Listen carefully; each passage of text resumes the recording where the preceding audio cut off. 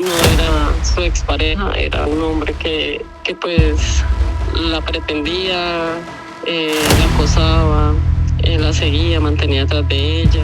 ¿Cuántas veces una mujer tiene que decir no para que la dejen en paz?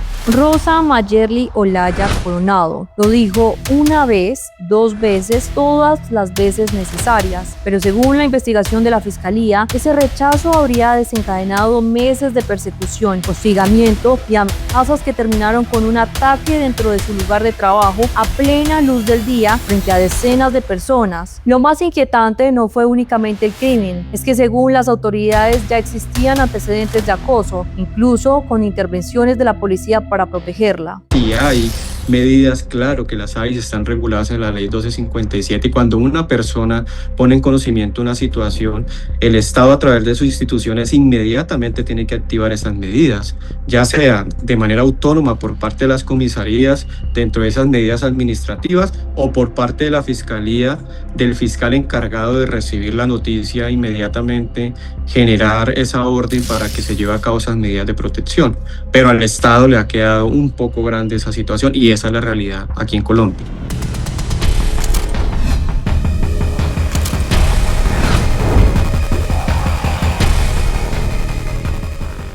La investigación de la Fiscalía muestra una cronología que hoy resulta estremecedora. Todo comenzó en febrero. El hoy procesado reconoció a Rosa cuando ella trabajaba en una tienda. Según la Fiscalía, él manifestó interés sentimental. Ella respondió que no, pero el rechazo nunca fue aceptado. Dejar de romantizar el tema de la insistencia y que se establezca el límite claro entre una cosa es insistencia, pero hasta que la persona que lo recibe establece un no y un rechazo, es donde empieza el acoso.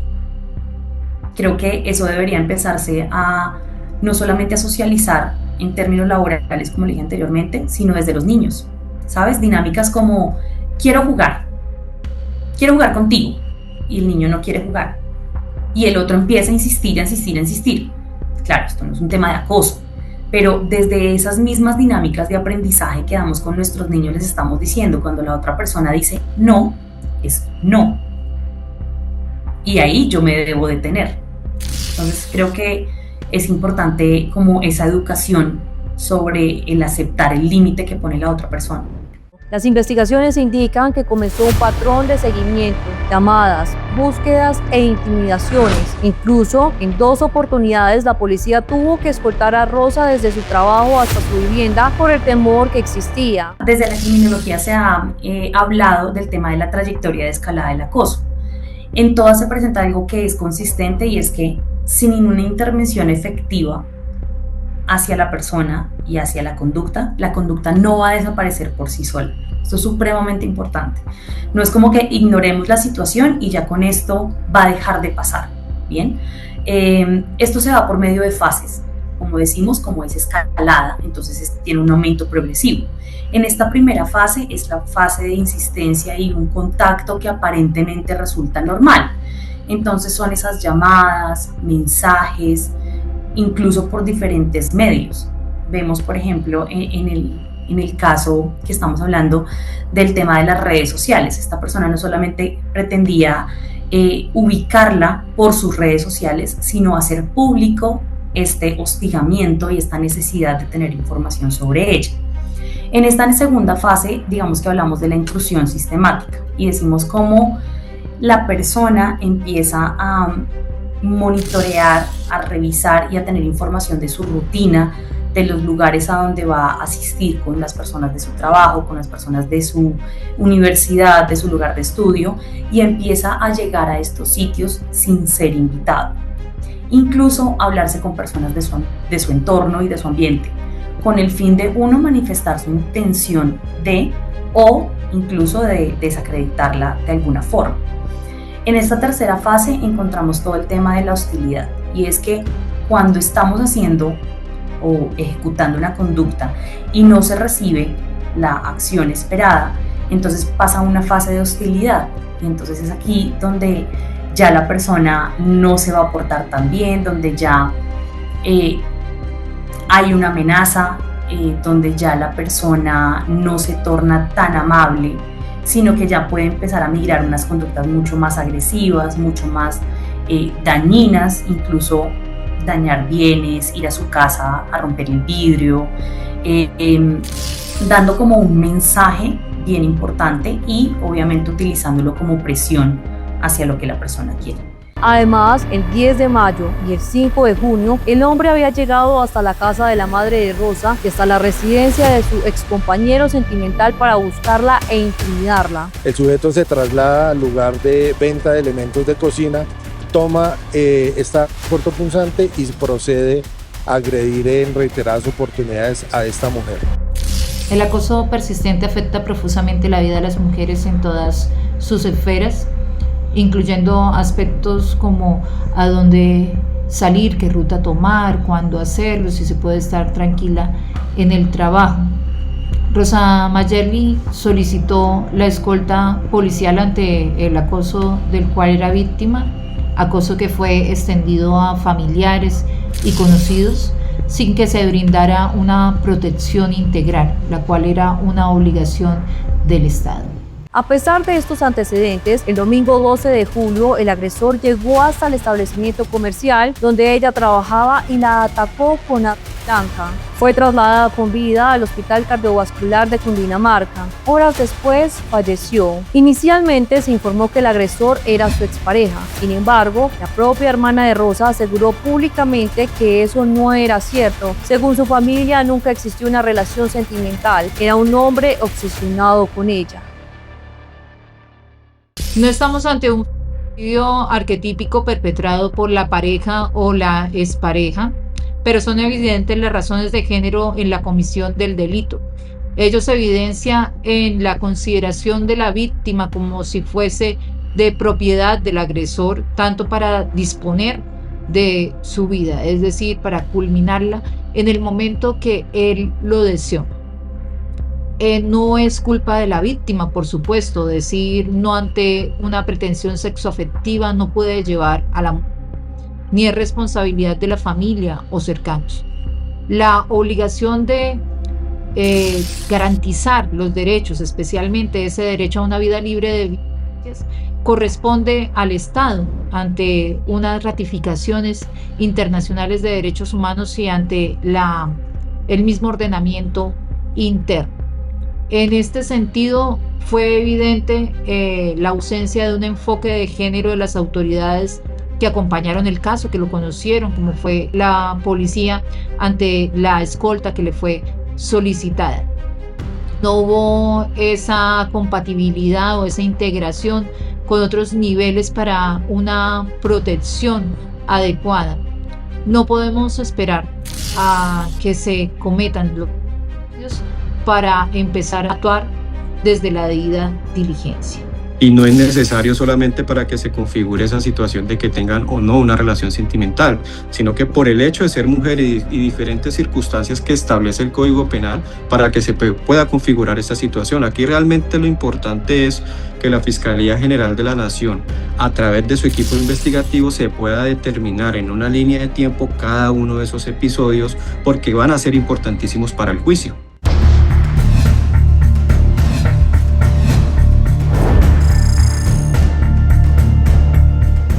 Cuando ocurre un feminicidio, también quedan víctimas invisibles. En el caso de Rosa Mayerly Olaya, familiares han manifestado que deja un hijo, un menor que ahora tendrá que crecer sin su madre y enfrentando un duelo que puede marcarlo para siempre. En Colombia, miles de niños y adolescentes han quedado huérfanos por culpa de un feminicidio. Durante años, estas víctimas indirectas quedaron prácticamente solas. Sin embargo, el país dio un paso importante con la Ley 2530 de 2025, conocida como la Ley de Huérfanos por Feminicidio, que creó un sistema integral de protección para los hijos e hijas de mujeres asesinadas por razones de género. La norma contempla acompañamiento psicológico, apoyo educativo, acceso preferente a programas del Estado y medidas de protección para evitar que estos menores queden en abandono o pobreza. Aquí lo importante es establecer que, independientemente de esta ley que es relativamente nueva y que pues está aún, considero yo, reglamentando en muchos aspectos, es que siempre siempre ha existido el Instituto Colombiano de Bienestar Familiar, y es el Instituto Colombiano de Bienestar Familiar como entidad del Estado en cabeza de la protección de los niños y adolescentes que debe estar a la vanguardia de esta situación. Entonces básicamente esta ley se creó, es una ley especial precisamente para proteger, ¿sí?, un poco este espectro de esta situación cuando se presentan este tipo de delitos. Entonces, ¿qué pasa con esta ley? Para los niños y adolescentes, inclusive amplía un poco el rango de 18 a 25 años si no estoy mal. Entonces, esta ley realmente protege este tipo de situaciones para que no queden desamparados. Sin embargo, desde el primer momento el Instituto Colombiano de Bienestar Familiar, en cabeza también de la Fiscalía General de la Nación, se debe de restablecer esos derechos. La ley 1098 del 2006, que es el Código de Infancia y Adolescencia, lo trae, lo regula, y eso es de conocimiento de toda la sociedad. Inclusive hay un principio, una norma rectora, la ley 1896, que habla de la corresponsabilidad de toda la ciudadanía frente a ese tipo de situaciones. Entonces, claro, si no existe un representante legal, llámese tío, tía, abuelos, personas cercanas, hermanos, que se hagan cargo de la custodia del menor, que debe ser vigilada por el Instituto Colombiano de Bienestar Familiar, pues es el Instituto Colombiano de Bienestar Familiar que se debe hacer cargo de esta situación.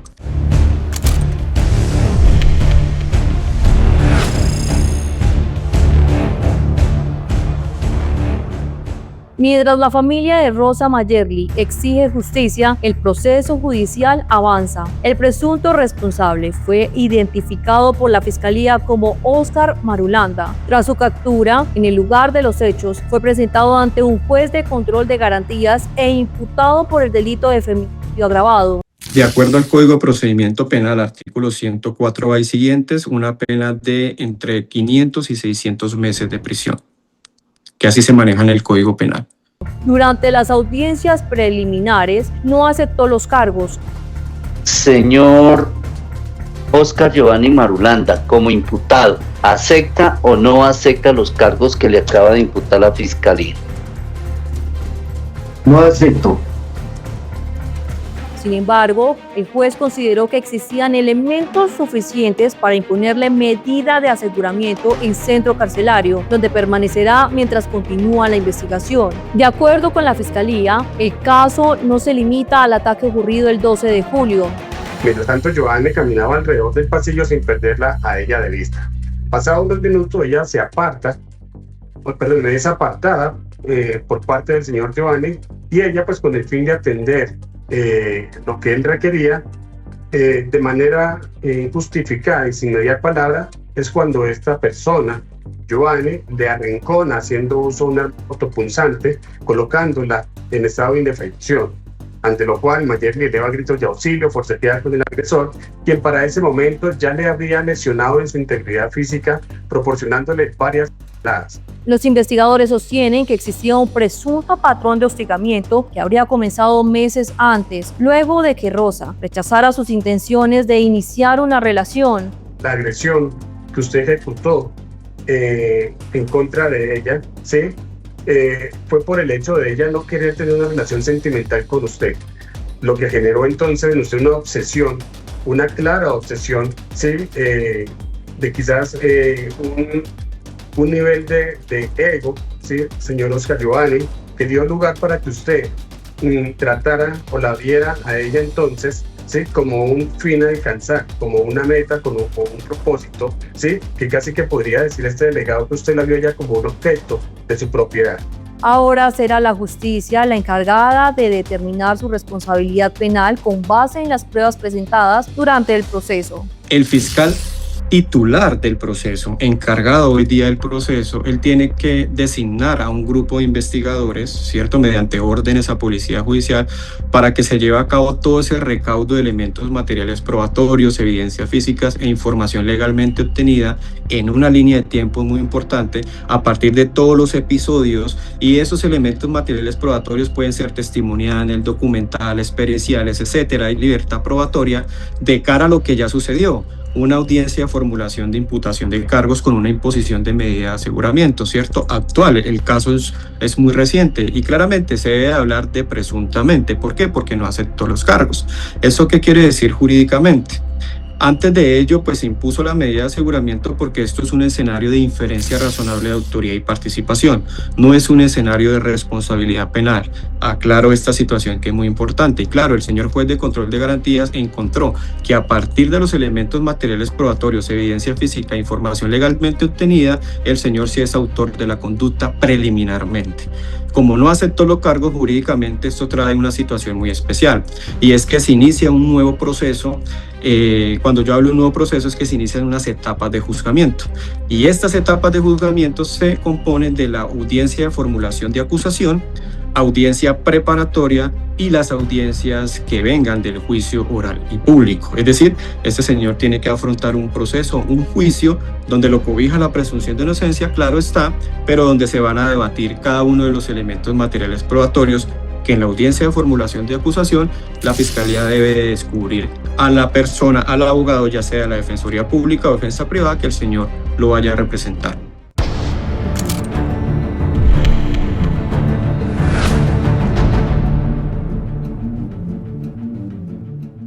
Lo ocurrido con Rosa Mayerly Olaya revive un caso que conmocionó a Bogotá y que evidenció cómo las agresiones contra las mujeres pueden escalar hasta convertirse en un feminicidio. En mayo de 2024, Stephanie Barranco Oquendo, de 32 años, fue asesinada mientras trabajaba en una tienda en el centro comercial Santa Fe. El presunto agresor era su pareja, quien la atacó con una arma blanca delante de clientes, trabajadores y personal de seguridad. Las cámaras de seguridad registraron el ataque y las imágenes generaron indignación en todo el país. El caso reabrió el debate sobre las medidas de protección para mujeres que denuncian violencia y sobre la rapidez con la que deben actuar las autoridades cuando existen antecedentes de amenazas. Ambas víctimas fueron atacadas en su lugar de trabajo, un espacio donde debían sentirse seguras, y ambos casos recuerdan que la violencia contra las mujeres no siempre ocurre en lugares aislados, también puede presentarse en espacios públicos rodeados de personas, cámaras de seguridad y vigilancia. La misma ley 1257 del 2008, que es muy importante,